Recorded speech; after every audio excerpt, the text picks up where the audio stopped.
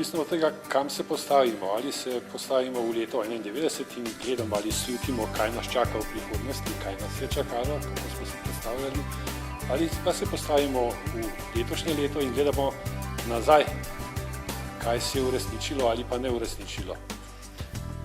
Seveda stvar ni črno-bela. Moram celo reči, da je stvar boljša, lepša, kakor smo si jo takrat predstavljali.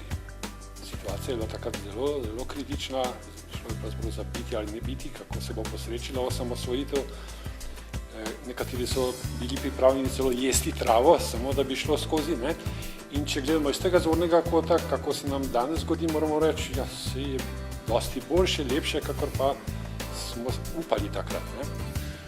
Po drugi strani pa seveda nikoli ni tako dobro, da ne bi moglo biti boljše, zlasti če že realno nekaj dosežeš, zmeraj želiš doseči bolje, lepše.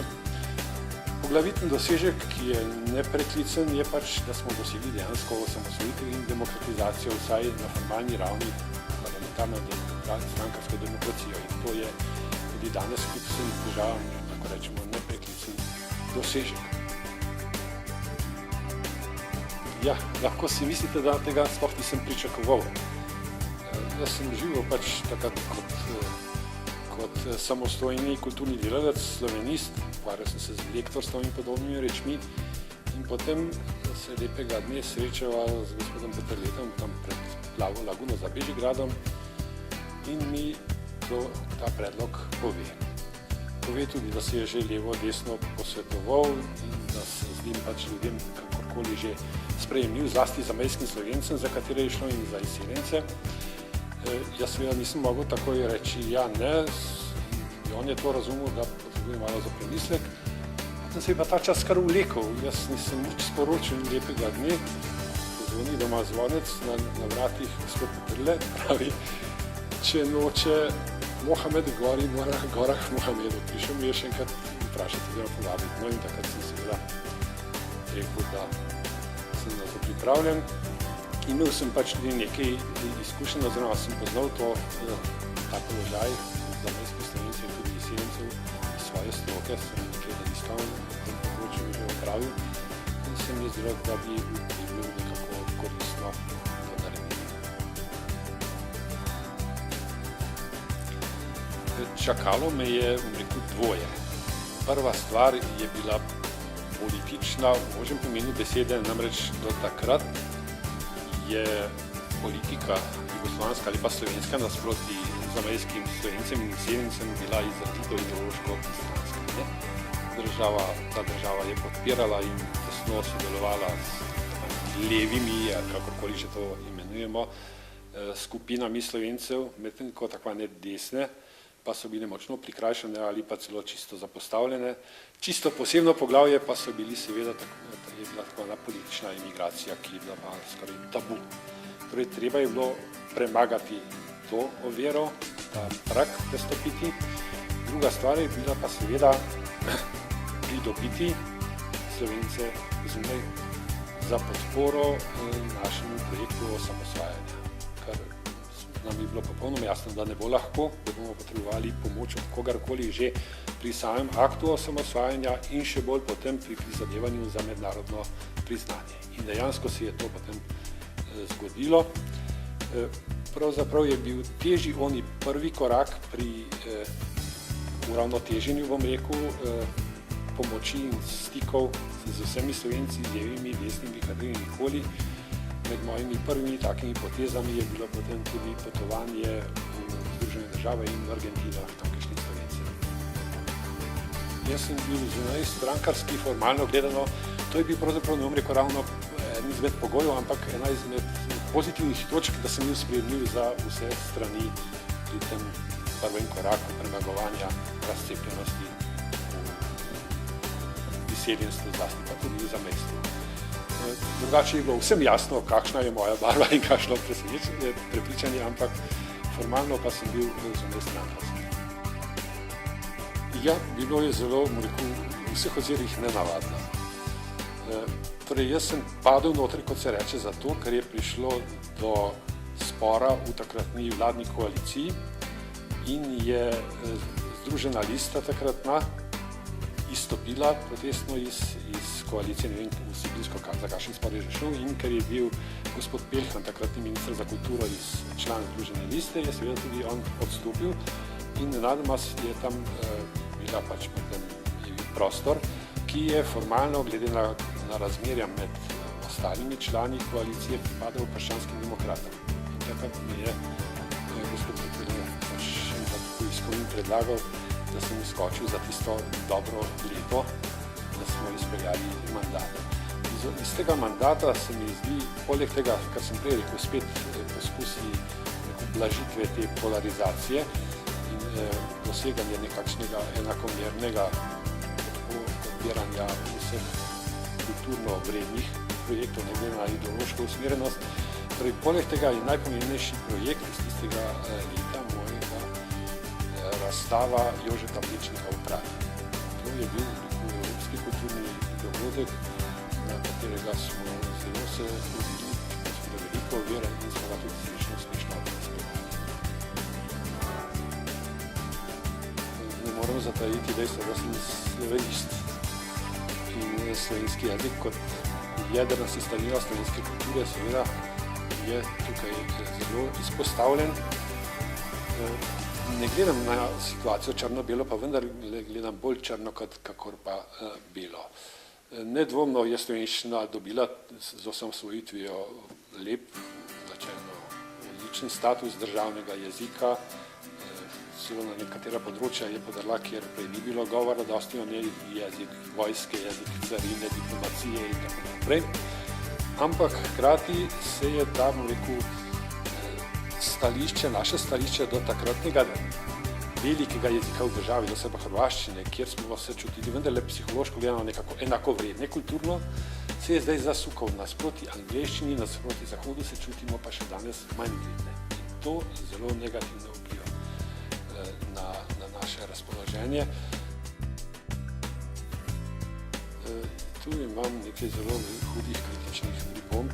Torej, to ni ministrstvo EU, ki pa ga vodi minister brez listnice. Moram reči, da v tem obdobju mandatnem je prišlo do nekaj zelo hudih spodrsljajev na tem področju, zlasti iz najnovejšega časa v razmerju do koroških Slovencev in tamkajšnjih krajevnih napisov.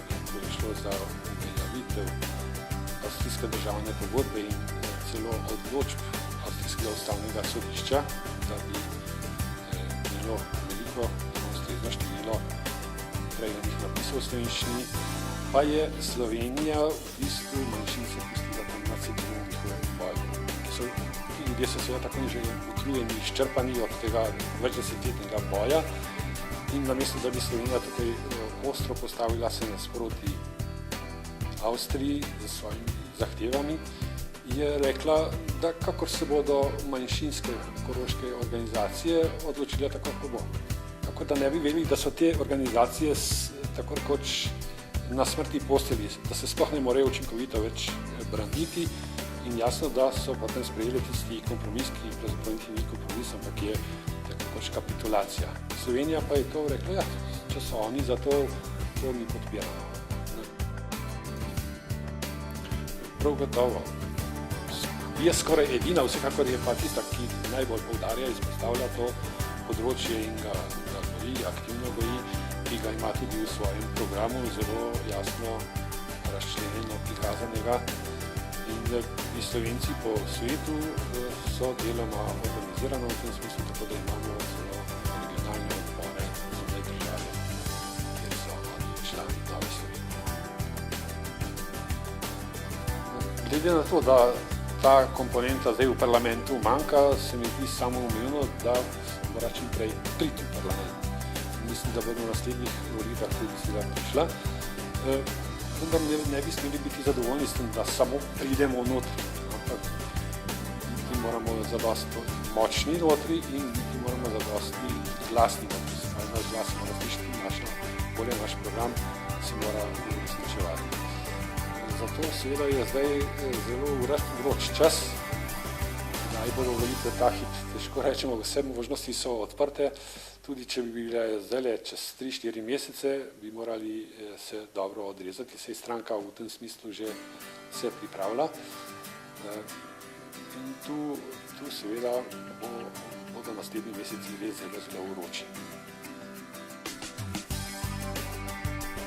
Ja, to je bolj ali manj jasno, oziroma popolnoma jasno. Mislim, da Nova Slovenija nikakor ne bi mogla, ne bi smela vstopiti v vlado, kjer ta podnadanska opcija, ali kakorkoli jo že imenujemo, ne bi bila vodilna, prevladujoča. Najbolje bi seveda bilo res, da bi bile te predčasne volitve čim prej, čez 3-4 mesece, to se pravi v jesenskem roku, septembra, oktobra, ker vse drugo je izgubljen čas sedanjo vlado, kakršna je, ki sploh ni zmožna vladati, še sama sebe komaj vzdržuje. Če bi pač te predčasne volitve bile, potem je tu vidim veliko možnost, da se spremenijo razmere, da bi nova koalicija, ki bi nastala iz desno-sredinske opcije, lahko zadeve dosti uspešneje reševala. Predvsem pa mislim, da ne bi bili več priča takih cirkusov samo vlado, kakršna je zdaj, ki očitno je bila programsko, vsebinsko prazna. Njen edini cilj je bil vladati, zato da ne bi druga opcija vladala, vendar kaj vladati, zakaj vladati, čemu vladati, to pa je seveda bilo ves čas odprto, razen če seveda si predstavljamo kot cilj vladanja tisto, kar so si marsikateri privoščili, pač da gre v privatne žepe nekaterih ljudi. To se je zelo dogajalo. Najprej bi želel zavest, da, če ponovim se od začetka, če si predstavljamo, kaj smo pričakovali takrat, zavest, da nam je danes vsem dosti boljše, dosti lepše, kakor pa smo si upati takrat. Takrat bi bilo lahko krvavo ali še kaj hujšega, pa si je lepo išlo. In danes, če greste po Sloveniji, če imate kakšne stare fotografije, pa primerjate, kaj je bilo pred 20 leti, nam gre nedvomno bistveno boljše. Seveda še daleč od tega, da bi nam šlo tako, kakor bi nam šlo lahko in kakor bi si želeli, kakor bi zaslužili ob pametnejši politiki, kakor pa jo danes pač doživljamo. Pač ljudje smo nezadovoljni, pravičeno, z marsičim, vendar to nezadovoljstvo ne bi smelo nas tako vreči v pesimizem, kako da je zdaj vse izgubljeno, da ni mogoče nič narediti, ravno nasprotno. To nezadovoljstvo naj bo izziv, da dosežemo zdaj na prvih naslednjih volitvah tisti premik in lahko bomo imeli dosti lepšo predstavo o prihodnosti, kako smo jo imeli leta 1991. Ko smo se zelo bali, če pa zdaj zmagamo, se nam ne bo treba bati prihodnosti ali biti v taki negotovosti, kakor je zdaj.